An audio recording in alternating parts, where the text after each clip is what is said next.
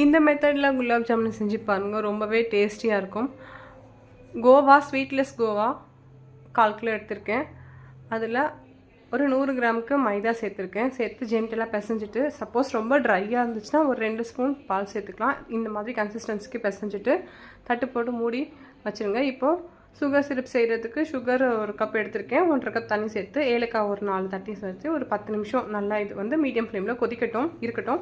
இப்போ அதுக்குள்ளே நம்ம ரெடி பண்ணி வச்சுருக்கிற மாவை குட்டி குட்டி உருண்டைகளை நமக்கு தேவையான சைஸில் இந்த மாதிரி ரவுண்ட் பண்ணி எடுத்து வச்சுக்கலாம். விரிசல் இல்லாமல் எடுத்து வைக்கணும், அப்போ தான் பொரிக்கும் போது உடையாமல் வரும். பாகு ரெடியாகிடுச்சு. இப்போ நம்ம ரெடி பண்ணி வச்சுருக்கிற உருண்டைகளை எண்ணெய் காஞ்சதும் அதில் போட்டு பொரிச்சு எடுத்தோம்னா மீடியம் ஃப்ளேமில் வைங்க, இல்லைனா வெளியில் டார்க்காகிடும், உள்ளுக்குள்ளே வேகாமல் இருக்கும். இந்த மாதிரி கலர் வந்ததுக்கப்புறமா சுகர் சிரப்பில் போட்டு ஒரு 2 hours ஊற விட்டு எடுத்தோம் அப்படின்னா செம்ம டேஸ்டியாக இருக்கும். நம்ம கோவாவில் பண்ணின பால்கோ கண்டிப்பாக நீங்கள் ட்ரை பண்ணுங்கள். எல்லாருக்குமே ரொம்பவே பிடிக்கும். டட்டா.